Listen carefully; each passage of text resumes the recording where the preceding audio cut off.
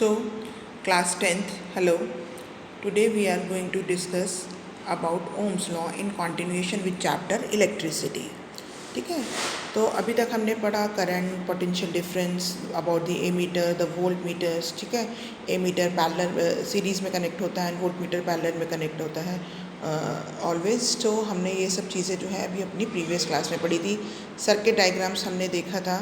ठीक है, तो वही चीज़ कंटिन्यूएशन में हम ओम्स लॉ आगे कंटिन्यू करते हैं. ठीक है, नाउ सो जॉर्ज साइमन ओम, जिसकी नाम की वजह से ओम्स लॉ नाम जो हुआ, जिन्होंने डिराइव करी the relationship between current and the potential difference.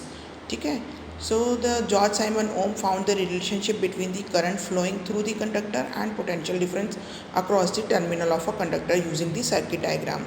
So he observed that the potential difference and the current varied linearly. Linearly means कि एक जो है जो करंट और पोटेंशियल डिफरेंस है वो डायरेक्टली प्रोपोर्शनल है.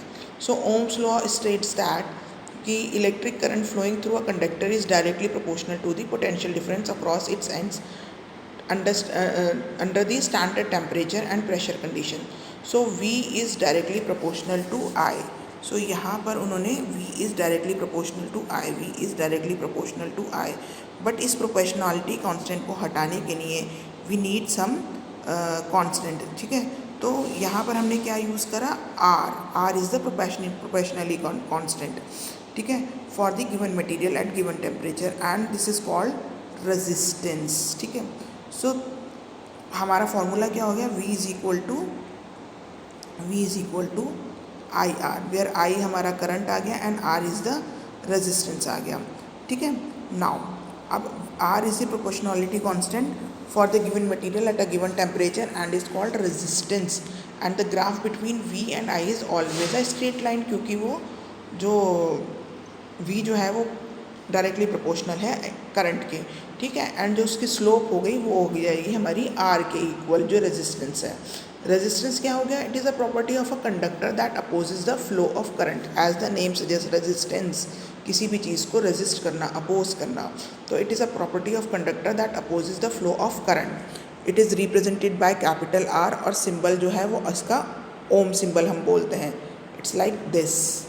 ठीक है, ये यहाँ पर भी आपको दिख रहा है, राइट. तो और ऐसा unit of resistance is also ohm. ठीक, नाउ तो अगर हम 1 ओम को डिफाइन करेंगे तो वो कैसे डिफाइन करेंगे 1 ओम को, the resistance of a conductor is said to be 1 ohm when potential difference across the conductor is 1 volt and the current is 1 ampere. जो करंट फ्लो कर रहा है वो 1 एम्पियर हो. तो V is equal to I R अगर हम कहते हैं, अगर हमारा फॉर्मूला है कि V is equal to I R, अगर मुझे R निकालना होगा तो मेरा V अपॉन I आ जाएगा. ठीक है, तो रेजिस्टेंस जो आ जाएगा वो रेशियो हो जाएगा हमारा जो पोटेंशियल डिफरेंस है एंड करंट का, राइट. सो 1 जो हमारा रेजिस्टेंस आ जाएगा, 1 ओम रेजिस्टेंस जो आ जाएगा, that shows the current through the conductor resistor in inversely proportional to the resistance. ठीक है, अब so to increase or decrease the current accordingly in the circuit a component is used which is called rheostat. ठीक है, एक instrument हम use करते हैं जिसे हम बोलते हैं रियोस्टेट. रियोस्टेट क्या होता है, किसी भी मेटल से या जो भी हमारा कंडक्टर है उसके अंदर करंट फ्लोइंग जो कैपेसिटी होती है उसको कम या ज़्यादा करना. ठीक है, बेसिकली रेजिस्टेंस क्रिएट करता है ये. ठीक है, तो if a conductor has less resistance then more current will flow through it, and अगर ज़्यादा रेजिस्टेंट होगा तो कम करंट उसका फ्लो होगा. तो फैक्टर क्या होगा जिसके ऊपर हमारा जो कंडक्शन है वो डिपेंड करता है. फर्स्ट आ गया हमारे पास the length of the wire, the cross sectional area and the nature of the material.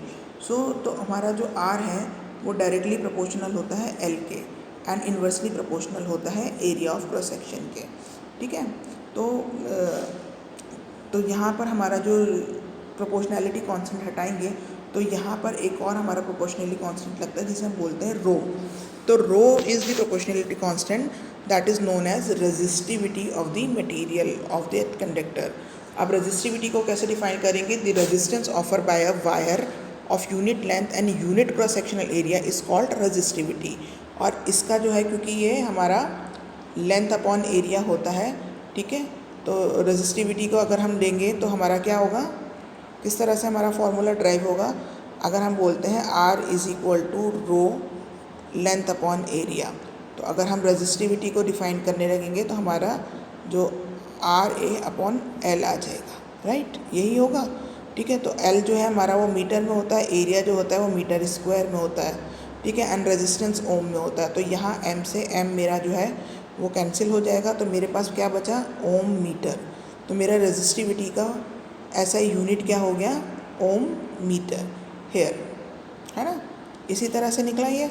ठीक है, so for the material irrespective of length and area the resistivity is constant, right. Today we have discussed this much, so we'll continue in the next class. Thank you very much.